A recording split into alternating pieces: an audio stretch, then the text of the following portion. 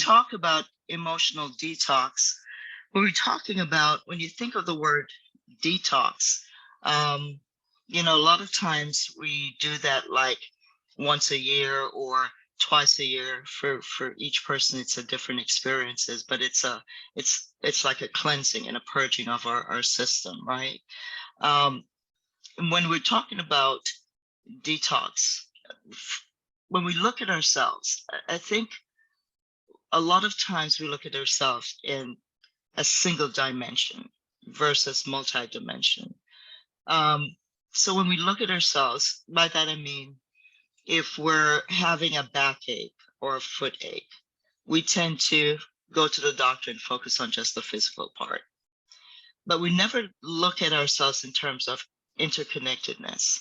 This backache or this stomach ache, where's that coming from? What's happening, right? We just think in terms of physical. Oftentimes, when we have physical manifestations, it's connected to our um, mental or emotional well-being, right? And our spiritual state. But we often omit that part. And what we're talking about when we're doing emotional detox is that we're looking at the three-part being, right? The classes themselves are geared towards understanding the emotions, and I'll talk with you a little bit more what an emotion is. But when we talk about emotional detox, we're talking about straight through, not physical, but emotional and spiritual. You're created to function as a whole, and the spirit, mind, and body, they're inseparable. They're all connected.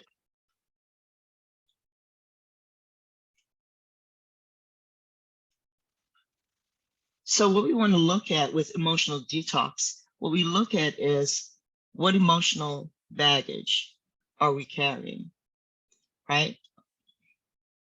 For many of us, we are not able to identify our emotions accurately. We can identify happy, sad, angry, the basic ones, but we really do not spend the time to hone in on what is happening.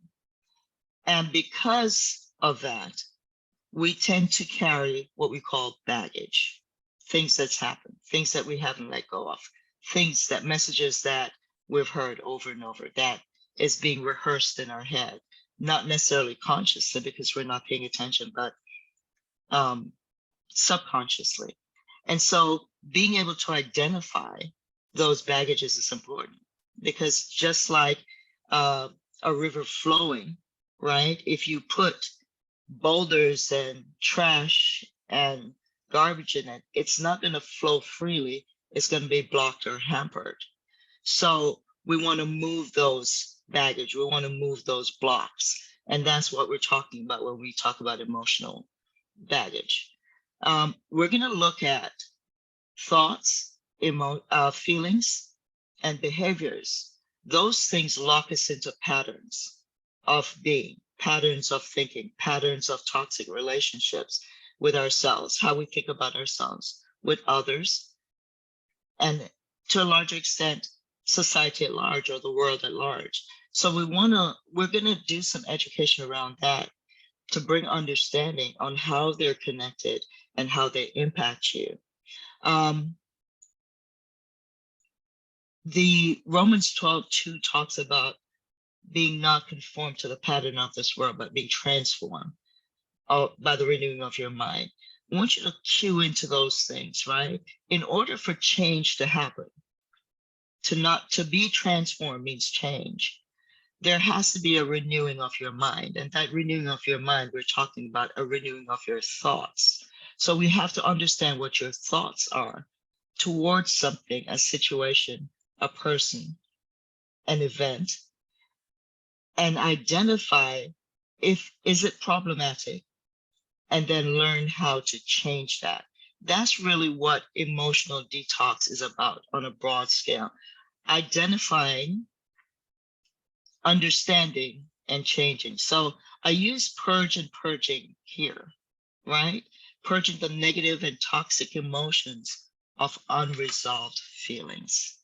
So I want you to, even as you hear this, to think about, ask yourself this question: what are some unresolved feelings I have? Or put it another way, what are some unresolved thoughts I have, or unresolved situations that I have? Those unresolved thoughts, feelings, or situations are contributors to having toxic emotions. It adds to the level of toxicity within your system. And so there's a need to purge it. The feelings that come about or can create a higher level of toxicity is stress.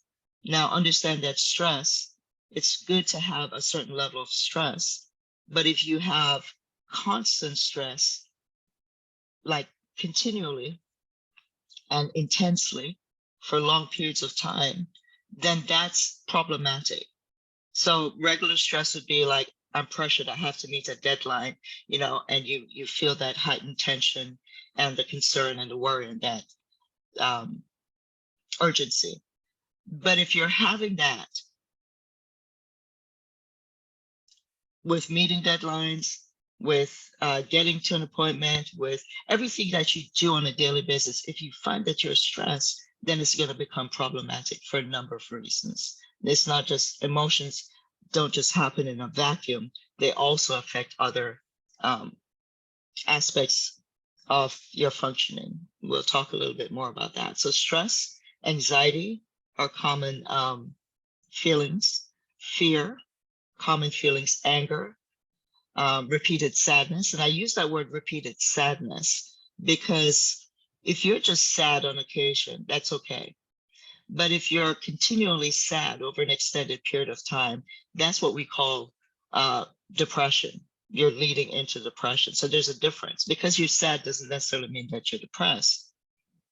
It's when you are sad over an extended period of time, and then other factors come in, such as irritability, inability to sleep, um, appetite, loss of appetite, or just wanting to eat, can't sleep or wanting to sleep. Those are the factors that come into play where then you can say, okay, it seems as if I'm depressed. Guilt is a big one. And then I have anger in there already, but this I meant pain and hurt. So they're all interrelated. And at times they operate under the guise of anger. So in other words, if you feel fear or rejection, you may not recognize fear or rejection. You may say, I'm angry. Or a lot of people don't like to say I'm angry for a number of reasons. So they'll say, I'm just frustrated. Well, that's still anger. So when we use these words, these are some, we're going to go into deeper understanding when we're in the classes. For those of you who are joining us, we will go deeper into what these look like, to how they manifest in you individually, if they do, and to start picking it apart. So this again is just high level. And then we want to purge the negative impact of emotions trapped in our physical body. The key word here is physical body, because when we have unresolved feelings or unresolved emotions, they are contained in the body. When we experience a lot of stress and anxiety, we keep it in our bodies. And that's another area that's not really obvious unless you've done some work in it or some reading or some study. So we'll talk about how it's manifested in our physical body and how we can eliminate those. So notice I use the word feelings and I use the word emotions. They're different. Okay, so when we talk about emotion is not feeling. Emotion consists of your thoughts, the way you think about something, and your feelings. That's what emotion is. But a lot of times we use emotion to connote feelings. In this case, I'm making the distinction, right? So the life process that we experience on a daily basis, on a continual basis, looks something like this. life experience, or what I call situation or event, for example, this is an event or a situation, will prompt a chain of events. So this event or situation is creating several thoughts within you. So you're thinking about, um, so you're having, I'm having challenges multitasking. Um, so you're having, I'm sorry, let me just let these people in. Okay, so when a situation occurs, right, and you're having thoughts about it, this is an event, this is a situation. So you're having several thoughts about it. And this is what we call processing, right? So your thoughts about what's happening, thoughts about what I'm saying, thoughts about everything is then going to create feelings. So you're having some thoughts about this event, thoughts about your life experiences. You're processing those thoughts. And in the processing, your feelings are involved because your thoughts are connected to your feelings. And then you have a reaction, a response, a behavior, right? This is a general cycle, right? And so when we look at that general cycle, emotional detox brings awareness, brings that education piece into what goes into an emotion. And you start asking some questions. What are my thoughts like? Are they negative? Are they positive? If they're positive, that's fine. But what do I need to weed out? What negative thoughts? What relationships? What things in my life do I need to weed out? But it's going to come back to your thoughts because it is your thoughts that's creating the emotions, the feelings. So this is a big question. What do I need to weed out? So how will I do that? How will I change the thoughts? How will I change the practices? And then what do I need to replant in that space, right? Transformation actually is a process of change. You're leaving from one thing and moving into the next thing. And so the process of leaving and cleaving, leaving this thought, leaving this type of interaction, leaving this way of relating behind, for transformation to take place, the process now is I want to get to having healthier relationships. I want to be able to forgive. I want to be able to live in the fullness of who I am. I want to be able to live in purpose and passion. So the process is going to be identifying those blocks, identifying those negative thoughts, identifying the behaviors that are associated with it, and then learning how to challenge and move yourself forward. So that's kind of like your process. And what I just described really is the cycle of um, emotional detox. I call it ED, right? So what are some things that saying I may need to have an emotional detox? Well, number one, if you've never had one, you do need one, okay? Just like you go get a physical every year, then this is an emotional checkup, right? And if you've never detoxed, typically your emotional checkup is going to say you need to detoxify, you need to change your diet, and you need to start having some of this and some of this and some of this. That's what we're talking about. So when you start feeling tired, it's like no matter how much you sleep, you're still tired. And all you want to do is sleep and you still feel tired. That's an indication that well, maybe there's something else happening. Irritability at the slightest thing, you just feel annoyed, you have no patience, you get frustrated a lot, right? You're stuck in a cycle of thoughts. It's like, well, number one, your thoughts you just keep going on. It's like you're inundated by thoughts, you can't turn it off. If you can't turn it off, it's hard to sleep. It's just on and on and on. The what ifs, the what ifs, the what ifs, and rehearsing something over and over and over. That's what we call rumination of thoughts. Mood swings, up 1 minute, down the next, and your moods can change in a matter of minutes. You're constantly feeling overwhelmed or stressed, anxious, right? Or you find yourself just wanting to cry a lot. You're breaking out in tears easily. Your emotions are just going all over. Those are some indicators that there's a need to detoxify your emotions. There's a need to look under the hood of the car. What I say is emotions are indicators um, that says there's a problem. So if your check engine light comes on in your car, you're going to want to determine what's going on to make sure that the car is running, functioning effectively. And so that's what we're talking about. So why do you want to do an emotional detox? Why would you want to do the classes? Well, simply put, we're created to love. We're created to, our basic human need for love is connection, right? This triangle on the left is what we call Maslow's hierarchy of needs. And this says that these are the basic needs that need to be met in each individual, right? As they grow from childhood, as a baby, you have physiological needs, right? Food, water, sleep, all of us need that. Then the next level is safety. That's very important, right? Feeling safe, feeling connected. Um, and then the third one is it's about friendships, family, intimacy, love, belonging, connection, and then self-esteem, and then self-actualization. So think about this. If we have blockage in the way that we emote, in the way that we connect, in the way that we relate, if we're having problems with that, then we're going to have problems coming to full actualization. Our friendships, our relationships are going to be impacted. We're going to constantly feel threatened. Our self-esteem is going to be impacted.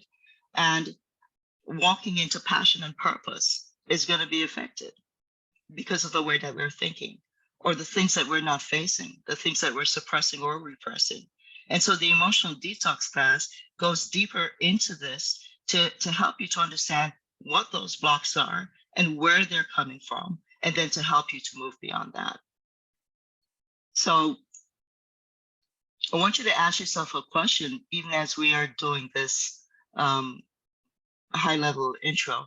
How does your life, what does your life reflect right now? What is it reflecting in terms of your emotions, in terms of your relationship, in terms of your self-esteem, in terms of your focus? If you know, the answers to those will give you some indication on what's happening within you.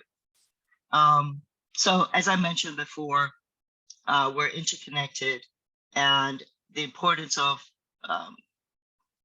detoxify is to bring deeper awareness and understanding of yourselves.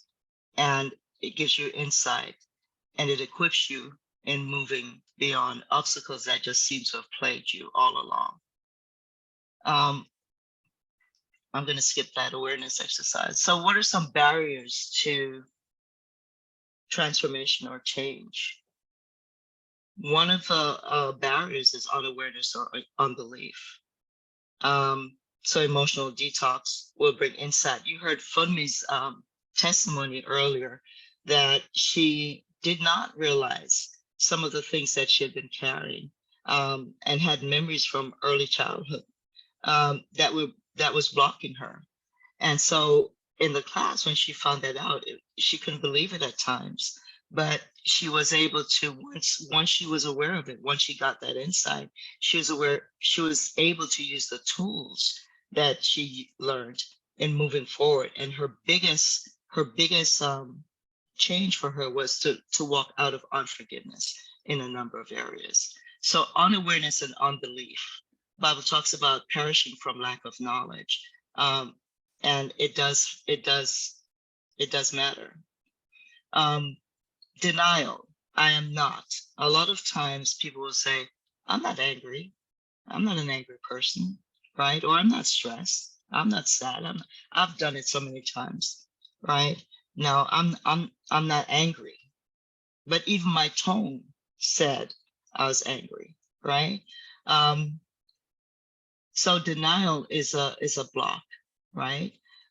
Negative words such as I don't, right? Or I should, or I must. Those things are hindrances to walking in, I'll call it emotional empowerment, or walking in fullness. Let's call it that. Um, Repression, uh, hiding, denying emotions instead of accepting them, are all barriers to change, right? You're going to have negative feelings when you begin, negative thoughts. That's why you would come to an emotional detox workshop, um, because those negative thoughts, actually, it should be negative thoughts, which leads to negative feelings. Um, those negative thoughts impact what you do. Fear is also another thing. Fear of change, fear of confrontation, fear of conflict, fear of abandonment, that if I say something, someone will leave. All those things block you.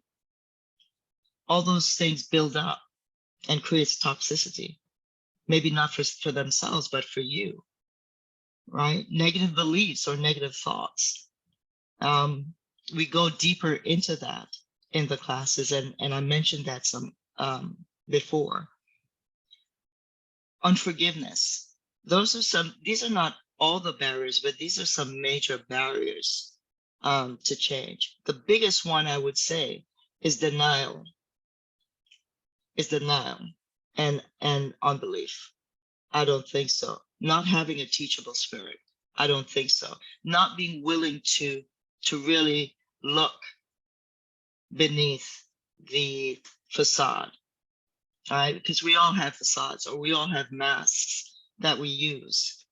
And those masks keep others from knowing us, but they also keep us trapped on the inside because we believe that we have to live up to a certain standard and a certain esteem. But on the inside, we're dying. Okay. And then on this side, there's some benefits to uh, moving through those barriers, understanding and insight, acceptance of self and others. When you're able to come to a place of acceptance and saying, I'm not perfect. I do believe this way. I'm not, I don't have it together. I'm angry at that person. Um, I've held bitterness and resentment. When you're able to come to an acceptance of these things within yourself, it's easier for you to be able to come to an acceptance of others with some of the things that you see that they do, and you'll be better positioned to managing what's happening or how you respond to what you're seeing.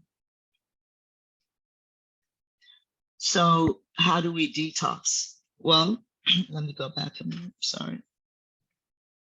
How do we detox? We learn the language of feelings. So remember, we talked about thoughts being different from feelings, right? So I'm talking about feelings right now. A lot of times when someone says, how are you doing? Good. What does good feel like? What does that mean? Right? Good, but you're looking angry. I'm not really angry, I'm frustrated. Well, frustration is a form of anger. Yeah, but, okay, you start learning the language of feelings, learning the words to accurately convey or communicate to yourself and then to others. What am I really feeling here? What's really going on? And those feelings are internal emotions, right? A lot of times we use feeling words when they're really thought words. So we go into that. Thought words could be like, I feel like. If you're saying, I feel like, that's a thought, right? Or I feel that, or I feel as if. Those are thoughts. But feeling words are like abused, betrayed, sad, astonished, puzzled. Those are feeling words. So learning the language is important.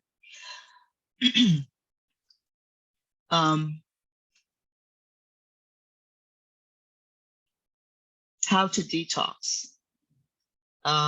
Self-care is an important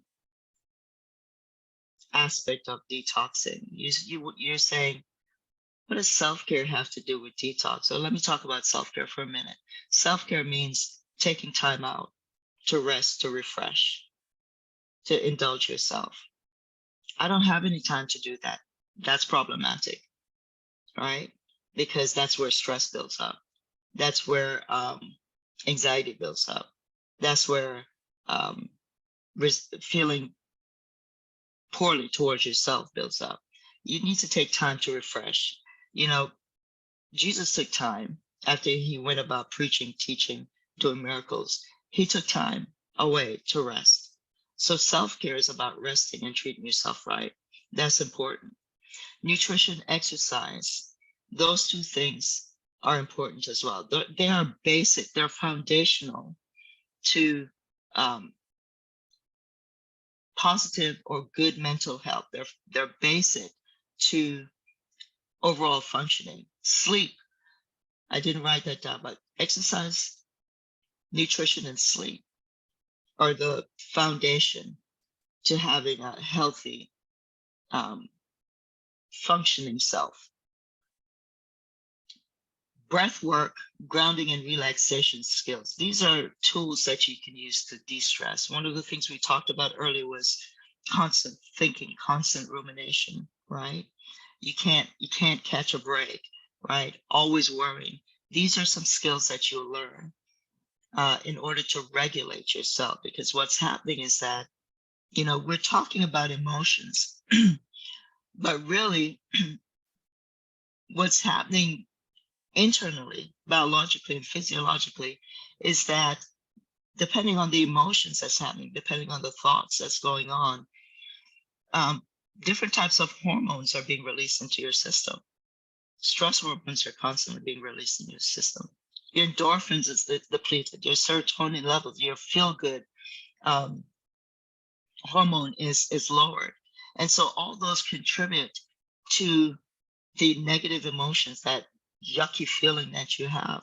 So we talk about that, you learn about that, but breath work, grounding, and relaxation skills are tools that you use to help to recalibrate what's happening biologically and physiologically. Social gatherings, coming together, were created for fellowship. So we talk about doing that. One of the things Funmi said that blessed me in hearing her talk about her experiences with the group was that she was intentional about building community within the group. So even after the group disbanded, she kept in touch with someone in that group, and they made a connection. And it's important for all of us to have some type of koinonia or fellowship or gathering, right? Intimate time for those of you who are married, for those of you who have certain types of relationship. It's important to have those times that it's just both of you, right? There's a spiritual aspect of ourselves. We need to build faith. We need to keep watered, right? When we're depleted, it does impact us. It does impact how we function emotionally. So these are just some of the ways that we detox. When we come to doing some work, the Bible refers to our minds very often as a man thinketh, so is he. Thoughts. Your thoughts shape or define how you see yourself or who you see yourself to be. If you want change, renew your mind, right? Renew your mind. So change comes from what you're focusing on. Change comes from how you're thinking, right? The toxicity in your emotion comes from how you're thinking. I want to pause a minute, and I want each of you to try to just get really mad or irritable without thinking about anything. Don't think of anything. I just want you to go ahead and be the emotion. Just get really mad, but don't think about anything that will cause you to be mad. And tell me if it's possible. In the same way, I want you to get really happy without thinking about anything. And if you're able to do that, I want you to let me know. You can just do it by a show of hand, or you can just unmute your mic and say, I can. I'd be interested in knowing that.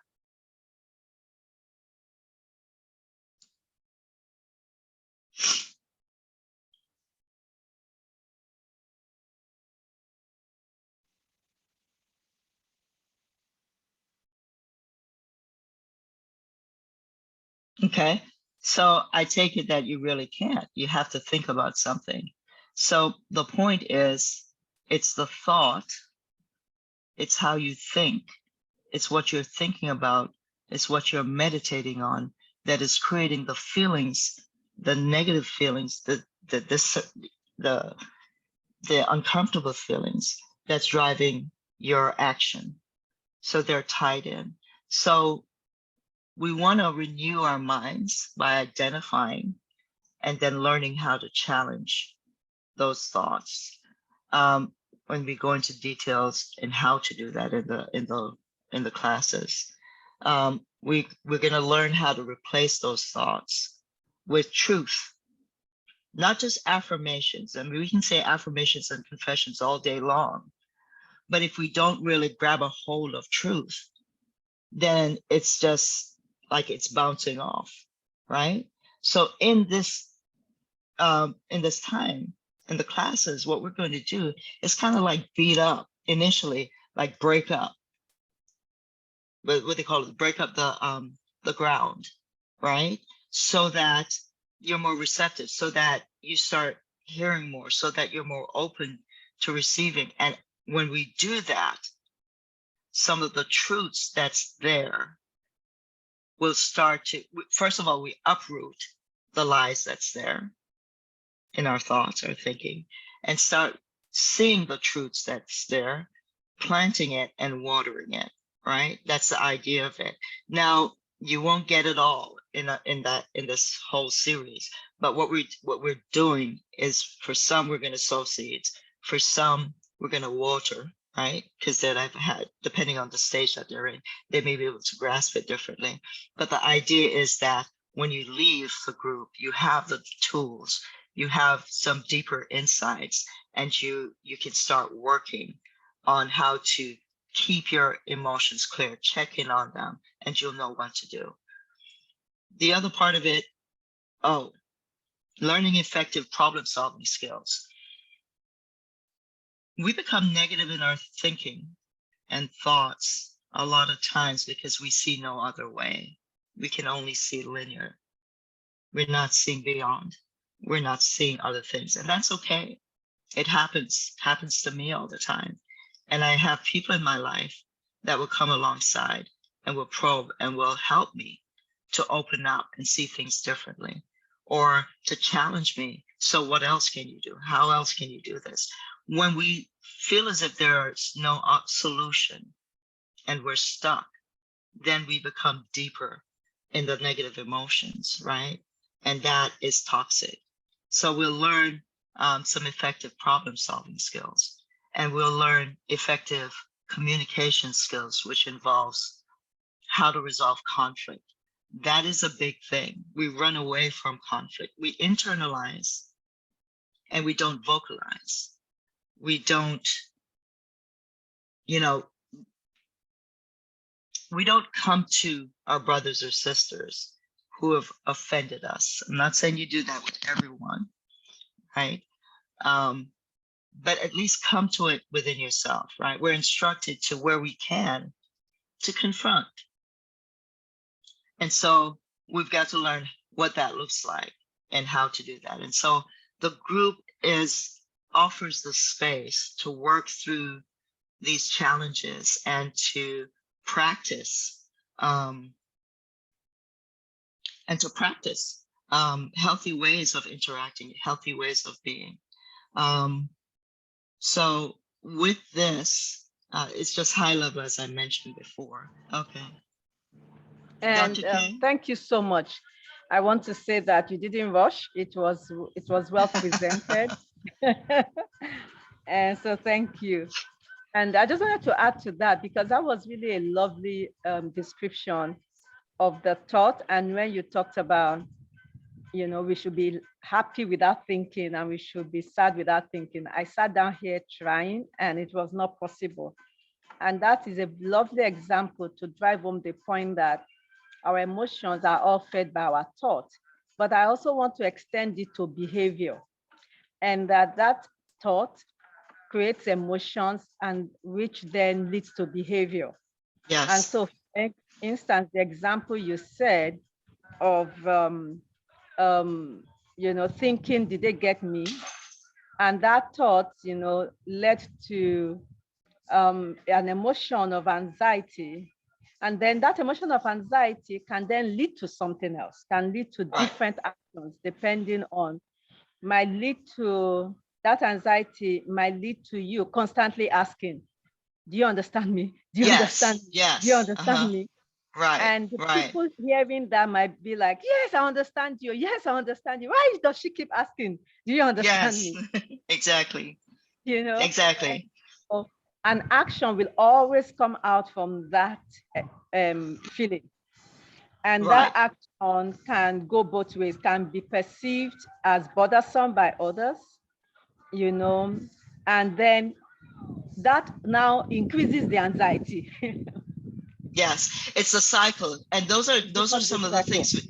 Yeah, those are the things that we go into in details in the workshop, in the classes, right? Because it's a full cycle that we look at, and then we look at what's in the cycle. So, for example, anxiety. We talk about the cycle of anxiety, which the main behavior when you start feeling anxious is avoidance. You start avoiding, right? Because of the thoughts and that feeling. So you want to like push it away. And so we go more into detail in the classes with those in identifying those. Good point.